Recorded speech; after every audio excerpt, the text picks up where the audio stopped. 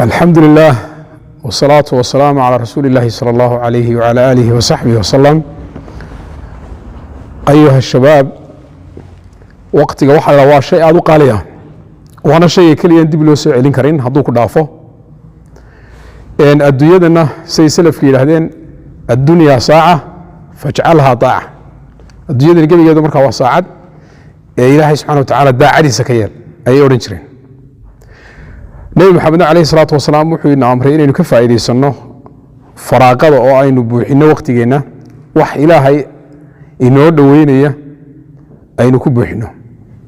qofka muslimkiina markuu hamigiisa aakhira ka dhigo xataa adduunyada uu ka shaqeysanayo iyo xataa waqtigu nasanayo miisaanka xasanaadka loo saaray marka ujeedadiisu ay tahay inuu aakhira ugu firfircoonaado cibaadada ugu firfircoonaado. waxa Abdullah ibn Abbas ku soo wariyay nabiga alayhi salatu wasalaam أن رسول الله صلى الله عليه وسلم قال لرجل وهو يعظه رسولك ني وحو كوري سغو وانينيا اغتنم خمسا قبل خمس شن اريمود كفايديسين تاني شن كوغو ايمان waxa kamid aha shababaka qabla haramik dhalinyaranimadaada ka faa'iideyso intaanad gaboobin day aanay kugu iman waayo taas waa xalga marmaana. waxa kale oo wadi markaa wasixataka qabla saqamik caafimaadkaaga ka faa'iideyso intaanad xanuunsan. wa ghinaaka qabla faqrik ghaninimadaada maal qabeennimadaada inta aad waxaysato ka faa'iideyso intaanad faqiir noqon. wa faraaqaka qabla shughlik faraaqadaadana ka faa'iideyso intaanad mashquulin. wa xayaataka qabla mawtik noloshaada ka faa'iideyso intaanad dhiman. waa shan qodob oo muhiim oo taladii Nabi Muhammad alayhi salatu wasalaam xadiiska xaakim iyo ibn abi shayba iyo culimo kale waa wariyeen wasahaba. xadiiska markaynu dur istaagno waa shan arimood iyo shan ka soo horjeeda oo aan kala maarmayno isku imanaya. laakiin shan arimoodna qofku waxa uu awoodi karayaa inuu khayr la yimaado, amal wanaagsan uu sameeyo, xumaanta uu ka joogsado, akawnka aakhira uu wax ku sirito. shantan kalena waxa laga yaabaa inuu mashquulo oo aanu markaa amba awood ma aanu lahayn. laakiin qofka shanta hore ee dhalinyaranimada, caafimaadka, waqtiga qaninimada, nolosha, faraaqada qofka ka faa'iideysta, shanta kalena hadday ku yimaadaan qofka ajarkii uu soconayaa suu nabigu sheegay calayhi salaatu wasalaam. qodobka koowaad markaynu soo qaadano inuu dur istaagno ah shabaabaka qabla haramik dhalinyaranimadaada ka faa'iideyso intaanad gaboobin. qofkii markuu dhalinyarta yahay horta inuu geeriyoodo laga yaabo isagoo dhalinyaro ah, laakiin haddaynu ka soo qaado bal intaa inuu noolaado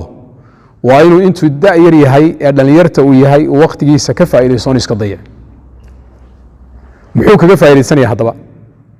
wuxuu kaga faa'iideysanayaa inuu qur'aanka barto, inuu salaada ilaaliyo, inuu camal wanaagsan oo kale ku dadaalo, khayr buu kaga faa'iideysanaya. adduunyadiisa markaa looma diidana inuu ka shaqaysto, laakiin adduunyada laftigeedu waa wasiilatun lil aakhira oo haddaad niyeyso markaad shaqo tegeyso amba aad gacanta ka shaqaynayso amba aad qalin ku shaqaynayso amba aad ku mashquulsan tahay shaqada barashadeeda ujeedadaadu aad ku dhowrsoonaatid oo ilaahay aad ku caabudid oo dadkana aad ku anfacdid iyada laftigeedu markaa cibaado ay noqonaysa qofka waqtigiisa ka faa'iideyso qofkii noqonaya dhalinyarta ahaa oo aan dayicin. shabaabnimadu waa fursad qaali ah oo hadday qofka ka dayacanto aan dib loo soo celin. markaa rasuulku wuxuu ka faa'iideysay inta da'yar tahay intaanad gaboobin. Soomaalidu waxay yiraahdaan hadday geeri idayn leyd gaboobaan idaynin. hadday geeridu ku dhaafto dee kolleyba gaboobaan ku daynin, geeriduna kuma daynayso, gabadhu kuma daynayso markaa ee kolleyba waa wax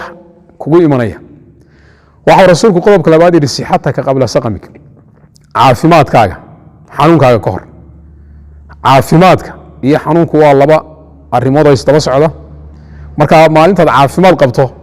iyo waqtiga caafimaadku kuu badan yahay ha iska dayicin, ha loo farin, waqtigiyuu kaa dayacmin ee wax ilaahay raalli gelinaya kaga faa'iideyso sidaa nabigu inoo sheegay calayhi salaatu wasalaam. qofka intuu caafimaad qabo ka faa'iideyso waqtigiisa, maalintuu xanuunsado ajarkii uu soconaya suu nabigu yidhi calayhi salaatu wasalaam. mid ka mid a dadkii wanaagsanaa ayaa xanuunsaday oo waliba dadkii ahlu khayrka ahaaya, laakiin dadkii ahlu khayrka ahay markasta naftooda inay gaabis ku jiraan bay isku arkayeen. markii la soo boqday buu ooyey, maxaad loo oyeysaa baa la yidhi adigoo khayrkan iyo wanaaggan iyo cibaadadan ku jira wuxuu yidhi xanuunkan wuxuu qabtay anigoon dadaal badan ku dhex jirin marka waxaan ka warwarsanahay haddaan anigoo dadaalay oo khayr badan ku jira lay qaban lahaa oo xanuunkan ii iman lahaa ajarkii baa ii socon lahaa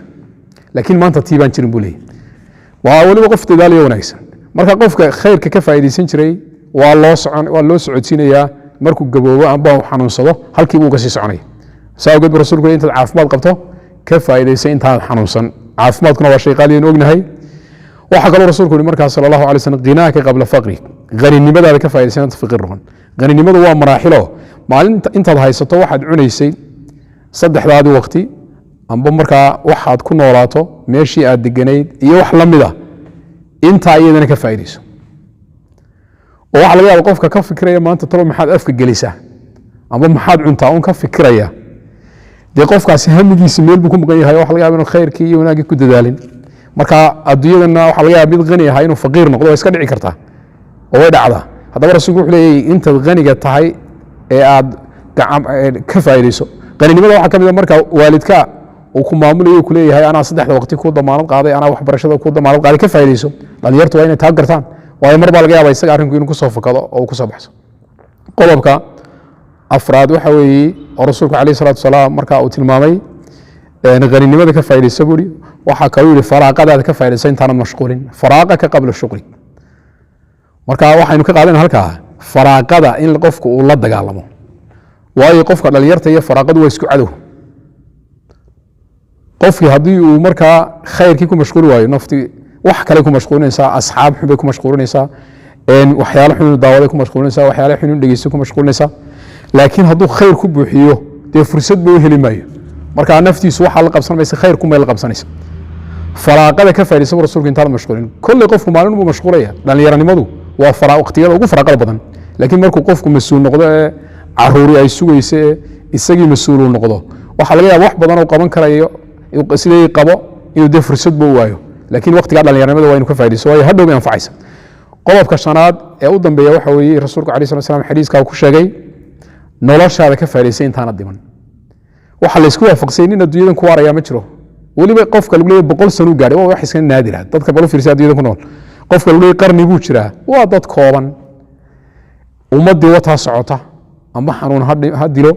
amba xawaadis kale dhacdooyin kale ha ku dhintaan amba si caadi ah ha u dhintaane man lam yamut bisayfi mata bighayrihi ta'addadat al-asbab wal mawt wahid buu ninkii dabgabeeyay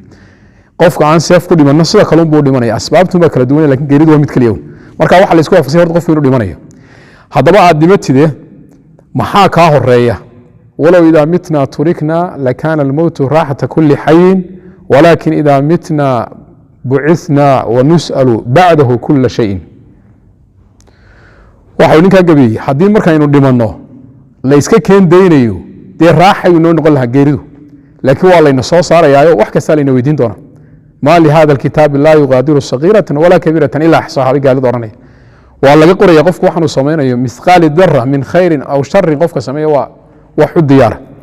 marka qofkii ka faa'iideystay noloshiisa hadhow ayuu raaxaysan doonaa oo uu ku farxi doonaa waqtigiisii uu ka faa'iideystay kii kale laakiin wuxuu odhanayaa sida ilaahay qur-aanka inoogu sheegay gaalada rabbi irjicuun lacalii acmalu saalixan fiima taraktu kalaa inaha kalimatun huwa qaa'iluha ilaahaw dibi celiya aan ka faa'iidaystay imka waqtigii aan dayacay buu leeyahy taasina wax dhacaya ma haddaba shantaa arrimood ee rasuulku calayhi salatu wasalaam